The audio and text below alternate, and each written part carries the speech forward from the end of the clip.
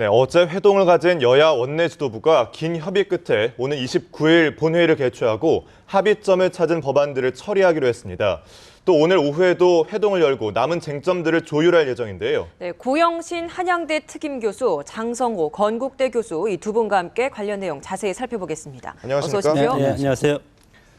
자, 어제 오후에 여야가 3+3 회동을 열었고 오늘 오후에도 이어서 회동을 갖습니다. 일단은 29일 본회의에서 기업활력제고법이랄지 또 북한 인권법을 처리하기로 좀 합의를 했는데 나머지 쟁점 법안들이 어떻게 될까요? 지금 남은 것은 노동개혁 4법, 네. 서비스발전기본법, 테러방지법 이런 안건과 함께 선국 획정 문제. 그래서 새누리당에서는 이런 것들이 쟁점 법안과 선거법, 선국 획정 법안을 일괄 타결하자는 거고, 지금 더불어민주당 측 입장은 지금 제일 논쟁이 되고 있는 쟁점이 되고 있는 이 파견법 이 부분에 있어서 아직은 타협을 못 보고 있으니까 분리 처리하자. 특히 선국 획정 문제는 정치 시인들 입장에서는 아주 지금 어려움에 처해 있기 때문에 경우에 따라서는 분리 처리하자는 입장인데 어쨌든 그동안 국회가 욕도 많이 먹고 놀기도 많이 놀았습니다. 그래서 지금 이제 밀린 숙제를 지금 막바지 하느라고 여야가 오늘뿐만 아니라 다음 주 29일 본회의 전까지 마라톤 회담에 들어가기 때문에 경우에 따라서는 일괄 타결도 가능하지 않겠느냐 그런 낙관적 전망도 있습니다만은 어차피 또 2월 국회를 소집한다 하더라도 설 연휴가 지나고 나면은 사실상 총선 전국에 들어가기 때문에 29일 본회의가 이번 19대 국회의 마지막이라고 봐도 크게 무리는 없을 것 같아서 29일 본회의까지 모든 법안들이 일괄 처리돼서 국민들도 좀 시원하고 정치인들도 홀가분하게 총선에 이렇게 임했으면 좋을 것 같습니다. 네. 교수님께서는 어떻게 전망하십니까? 우리 국회가 원래 이제 벼락치기의 명수들 아닙니까? 과거에는 예산도 그랬었는데 예산은 선진화법 때문에 이제 오히려 홀가분하게 처리가 되고 미리. 그러나 이제 지금 이 법을 보면 여야가 어떤 정쟁과 플러스해서 국민들이 정쟁에 대해서 상당히 비판적 의식이 강하기 때문에 그리고 최근에 설상가상으로 1,000만 명 서명운동 같은 상징적인 것을 국회를 상당히 압박하고 있는 효과를 보고 있다고 봅니다. 그래서 다행히 기업활력 제고법이라든가 북한 인권법. 북한 인권법은 2005년도에부터 해가지고 했는데 11년 만에 다행히 여야가 합의해서 이제 통과가 되는 것 같은데 정말 이제 핵심적인 것이 세 가지 아닙니까? 테러방지법, 서비스산업발전법, 노동개혁법. 사법인데 이것이 가장 핵심적인데 저는 이제 테러방지법이 저는 가장 이제 중요하다고 봅니다. 지금 최근에 북한의 핵실험이라든가 IS 문제 그리고 유럽에서의 테러 이런 것 때문에 테러방지법을 하는데 새누리당이 상당히 지금 양보를 한 것이 대테러센터를 국정원에 한 총리실에 두겠다고 여야가 잠정적으로 합의를 했지 않았습니까? 물론 이것은 저는 국정원에 둬도 그렇게 큰 염려할 것은 없다고 보는데 하여튼 야당이 이것에 대해서 의심을 하니까 그러나 이제 여기서 지금 핵심이 국정원의 정보 수집권 이것을 어디에 두냐? 새누리당은 유엔에서 정한 31개 대테러 단체 여기에만 한정해서 정보 수집권을 주자. 근데 야당은 이것도 지금 반대하고 있습니다. 그래서 이것도 원만히 합의될 가능성이 상당히 있는 것 같고 서비스 산업발전법도 마찬가지로 이건 일자리 창출과 상당히 엄청나게 아주 중요한 긴밀한 것이 이제 서비스 산업발전법인데 이것도 거의 저는 이제 합의될 가능성이 상당히 많다고 봅니다. 의료 영리화냐 공공성이냐. 공공성과 영리화가 자본주의 시장에 같이 가는 거 아닙니까? 이렇게 봤을 때 여당과 야당이 기획조정에 여야 간사가 배석하기로 했기 때문에 이것도 서로 조금씩 양보하고 명분을 만들면 처리될 수 있을 것 같고 이제 중요한 것이 노동개혁인데 이거에 대해서 새누리당이 이제 지난번에 박근혜 대통령이 얘기했던 기간제법 이것은 안 하기로 했기 때문에 마지막은 파견제법입니다. 파견법인데 여당과 야당의 파견제법이 필요성에 대해서는 양쪽 다 저는 의미가 있다고 봅니다. 야당에서는 이것이 어떻게 보면 그 중소기업의 인력난을 이제 해소해 주는 것이 새누리당이고 야당은 오히려 이것이 어떤 제조업 전반에 대해서 정부에서 파견을 함으로써 악용될 특히 이제 금융, 주조, 용접 이 부분에 대해서 악용될 가능성이 상당히 많다고 야당이 주장을 하는 거기 때문에 이것도 그렇게 보면 어떤 노동자라든가 중소기업을 위해서 서로 윈윈할 수 있다는 거기 때문에 이런 것들도 서로 허심탄회하게 논의를 하면 그리고 시간이 쫓기고 있지 않습니까? 예. 그렇기 때문에 통과가 되는데 중요한 것은 선거법이라고 봅니다. 네. 선거법도 오늘부터 재국민 선거구 명단을 작성하게 돼 있는데 네, 그 선거 부분은 저희가 좀 뒤에 또 다시 네네. 질문을 해드리도록 하겠습니다. 지금 합의된 부분을 먼저 좀 짚어보도록 하겠습니다. 그 기업 활력 제고 특별법, 일명 원샷법, 그리고 북한 인권법이 이제 통과될 상황인데 야당의 전격적인 수용으로 인해 좀 이렇게 합의에 이르게 된 거 아니겠습니까? 그 배경 어디에 있다고 보십니까? 근데 기업 활력 제고 특별법 같은 경우는 야당도 사실 반대할 이유는 거의 없는 겁니다. 지금 경제가 어려운 것은 뭐 다 아는 사실이고 이런 부분에 있어서 구조 조정을 좀 쉽게 하자. 그런데 대기업을 야당은 대기업을 좀 빼자. 대기업한테 자칫하다가는 이건 특혜법. 그렇지 않아도 현 정부가 지나치게 뭐 기업 위주의 그런 정책을 편다는 게 야당의 주장 아닙니까? 예. 그런 점에서 이제 반대를 했었는데 그런 부분도 상당 부분 완화를 시켰고 어쨌든 하나는 국회에서 이 야당이 반대를 계속하니까 또 뭐 박근혜 대통령도 어떤 국회 책임론 이걸 지속적으로 제기하면서 또 경제 단체들이 1,000만 명 서명 운동 이 부분도 사실은 정치권 특히 야당의 입장에서는 다 표거든요. 경제계도 그런 것이 압력의 하나 요인이 된 것도 같고 네네. 또 선거 앞두면은요 또 정치 자금도 필요합니다. 정치 자금이 어디서 나오겠습니까? 돈 있는 재벌들한테 나오거든요.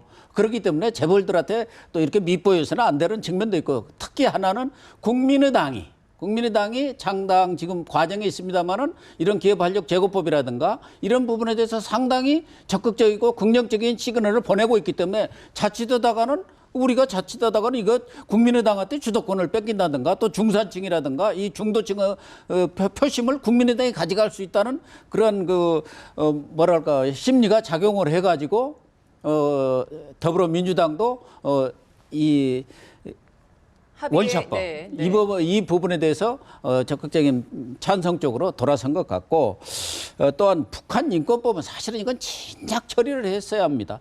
다른 나라 우리 당사국이 아닌 미국이 어디고 다 유엔까지도 북한 인권 문제에 대한 결의안들이 다 채택이 됐는데 당사국에는 우리만 안 된 거거든요. 그동안 이제 야당에서 요구했던 거 북한 인권 문제라든가 남북 교류 문제, 한반도 평화 구축 문제 이러한 요구 사항들도 거기다 담아서 같이 북한 인권에 대한 우리의 관심과 그런 것에 대한 지속적인 체크 이렇게 체크도 하되 또 남북관계의 발전을 위한 그런 내용들도 함께 담았기 때문에 뭐 이번에 타결이 된 것 같습니다. 네, 네. 이 두 법안을 필두로 해서 이제 물꼬가 좀 텄는데 자, 선거구 획정과 관련해서도 사실 지역구를 지금보다 7석 늘리고 또 비례대표를 47석으로 줄이는 데는 합의를 좀 했습니다. 근데 문제는 다른 법안과 연계 처리 문제를 두고 좀 여야가 다른 입장을 보이고 있는데 여당이 말하는 연계 처리하자 이 주장에 대해서는 장 교수님께서는 어떤 입장이세요?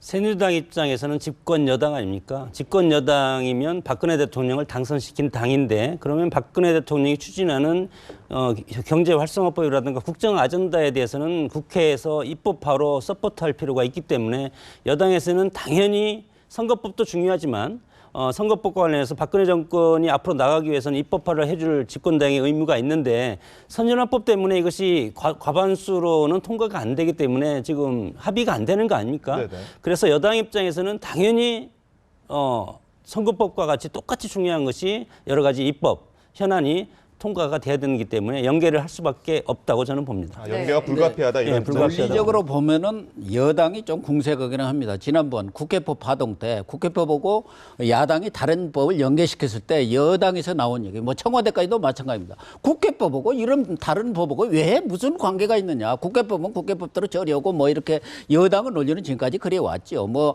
하나의 협상의 전략상. 연계하는 것은 연계는 할 수는 있지만 그러나 이 선거구 획정 문제는 이미 법을 지금 위반해 가지고 이 선거구가 다 없어진 상태입니다. 네네. 헌재에서 결정이 12월 31일까지 하도록 되어 있어요. 그걸 지금 다 어긴 거 아닙니까? 그렇기 때문에 하나의 협상 전략으로서는 뭐 그럴 수 있다고 하지만 논리적으로 설득력에 있어서는 맞지 않는 것이죠. 아니 정치 신인들이 활동을 못하고 여러 제약을 받고 있지 않습니까? 배지를 달고 있는 분들이야 다 뭐 의정 보고서도 하고 다 활동을 하니까 자기들한테 유리하니까 시간을 끌지만 그렇지 않고 그 상대라든가 또 처음으로 이렇게 정치에 진입하려는 사람들의 입장에서는 아주 하루가 급한 법이죠. 네. 네. 그러니까 이제 야당도 마찬가지입니다. 야당도 이거에 대해서 연계를 반대하고 있지 않습니까? 야당의 의견도 저는 입장도 충분히 이해가 갑니다. 야당은 정부를 견제할 입장이 있기 때문에 그리고 두 번째는 소수 정당 아닙니까? 소수파기 때문에 국회에서 선진화법이라는 어떤 입법적인 절차를 통해서 집권 여당과 정부를 견제할 필요가 있고 그리고 또 선거 직전이기 때문에 지지층을 외면할 수가 없습니다. 그런 차원에서 이제 선거와 연계해서 하는 건데 그러나 대승적인 차원에서 국민들을 위해서 그리고 이 법으로 인해서 조금이라도 혜택을 받는 사람이 있다면 야당도 19대 국회가 끝나기 전에 이것을 처리해 주는 것이 옳다고 봅니다.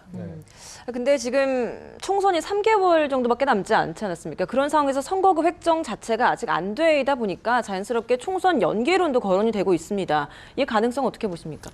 저는 뭐 연기론 자체는 저는 불가능하다고 봅니다. 그리고 연기를 해서도 안 된다고 봅니다. 게임의 룰은 물론 의회에서 이것을 어겼지만 그럼에도 불구하고 경쟁자들이 게임의 룰이 어겼을 때는 모든 것이 다 정통성이 없어진다고 봅니다. 물론 이것이 나중에 뭐 예를 들어서 위헌 심판이라든가 이렇게 헌재에서 어떻게 심판할지는 모르지만 저는 빨리 국회에서 입법화를 하고 물론 지금 뭐 선거가 없는 상황이지만 해마다 2월 말쯤 선거구가 획정이 됐습니다.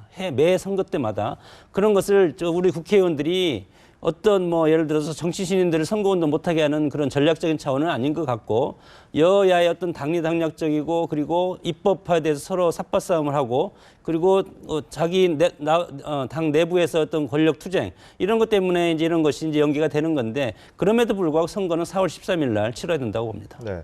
앞서서 장 교수님께서 그동안 접점을 찾지 못했던 서비스 산업 발전 기본법이라든지 네. 테러 방지법에 대한 타격 가능성이 높다고 전망을 하셨거든요. 고 교수님께서도 같은 입장이십니까?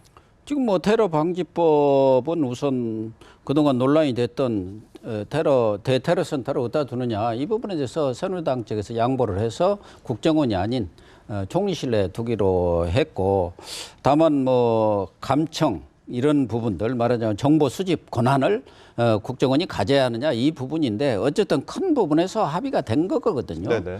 문제는 이제 야당이 그동안 반대했던 것들은 국정원의 그런 정치 개입이 지금은 뭐 없어졌다고 하지만 과거에 그런 트라우마가 있는 거 아닙니까? 그렇기 때문에 만약에 이런 테러 방지를 필요성은 충분히 인정이 가지만 그것이 정치적으로 악용 가능성에 대해서 원천적으로 좀 배제를 하자. 국정원이 가져갔을 경우에 그런 우려 이런 부분을 많이 불식을 시켰기 때문에 뭐 가능하다고 보고 서비스 발전 기본법도 큰 원칙에서요 뭐 반대할 이유는 없죠. 여가 진짜 일자리를 창출하는 부분인데 그동안 의료 산업의 민영화하느라는 것 아니냐 이 부분에 있어서도 거기다가 그건 아니라는 것을 새누리당에서도 양보를 한 상태고 그 부분에 대해서 접점을 찾아가고 있기 때문에 큰 문제는 없는데 뭐 장 교수님 말씀하신 대로 파견법 이 부분은 우선 야당의 입장에서는 이것은 한노총이라든가 민노총과의 어떤 지금 한노총과는 정책 연대를 지금 하고 있습니다. 그래서 이용득 최고위원이 그 대표로 와 있어요. 최고위원으로 와 있지 않습니까? 아직 곧 없어지기는 합니다만 최고위원회가 그렇기 때문에 야당으로서는 전통적인 그 표바 또 자기의 지원 세력에 대해서 배려를 하지 않을 수 없는 그런 상황이고 노동부 장관이 또 양대 지침을 발표하면서 한노총이 노사정 대타협에서까지 그 노사정위원회에서까지 지금 철수한 그런 상황이기 상태죠. 때문에 이 부분이 과연 모든 일괄 타결을 할 수 있느냐의 키가 되지 않겠나 핵심이다. 그렇게 보입니다. 네. 어떻게 보십니까? 그 파견법, 지금 테러 방지법, 서비스 산업 발전법 다 통과 가능성이 크다라고 전망이 됐는데 네. 이 노동개혁 4법 이건 좀 파견법을 근거로 좀 1월 임시국회 안에 통과될 수 있을지 이 점이 참 미지수입니다. 어떻게 예상하십니까? 지금 이제 야당의 입장을 보면 그 새누리당에서 기간제법을 양보를 했지 않습니까? 그래서 서로 주고받는 원래 우리 입법화 과정을 보면 서로 여야가 주고받습니다. 그렇게 봤을 때 전향적으로 파견제법은 야당이 양보하지 않을까 저는 그렇게 전망합니다. 네. 끝으로요. 지금 정의화 국회의장이 지금 고심이 상당히 깊어지고 있습니다. 그런 식 같습니다. 국회 선진화법 때문에 이 친정 새누리당과도 대립각을 세우고 있는 상황인데 이 마지막 직권상정 카드 꺼내게 될까요? 저는 안 꺼내라고 봅니다. 또 본인도 꺼내지 않겠다는 입장을 표명을 했죠. 선진화법의 경우 정의와 국회의장이 국회의장으로서 할 수 있는 역할이 거의 없습니다. 선진화법에 따르면은 국가 비상사태라든가 천재지변이 있을 경우에만 직권상정의 요건이 되는데 지금 그런 상황은 아니거든요. 그렇기 때문에 이제 새누리당에서 운영위에서 선진화법에 대한 개정안을 해서 그걸 부결시켜 갖고 이렇게 올리는데 정의화 의장의 말씀도 일리가 있죠. 잘못된 법을 고치기 위해서 잘못된 방법을 쓰는 것은 옳지가 않다. 또 아직까지 국회 운영에 관한 법은 우리 국회가 생긴 이래 여야 합의 없이 한 번도 일방적으로 처리된 적이 없다. 이런 전통을 국회의장의 입장에서 입법부의 수장이고 입법부의 권위와 그런 것을 지켜야 할 입장에서 하나의 정치적인 그런 압력 때문에 마치 국회의장이 그게 굴복한다는 모양새를 갖추는 것은 옳은 일이 아니다는 그런 뜻이기 때문에 제가 볼 때는 정의화 의장의 뜻이 확고하기 때문에 직권상정은 안 하리라고 봅니다. 알겠습니다. 네. 오늘 시간 관계상 두 분 말씀 여기서 줄이도록 하겠습니다. 오늘 말씀 고맙습니다.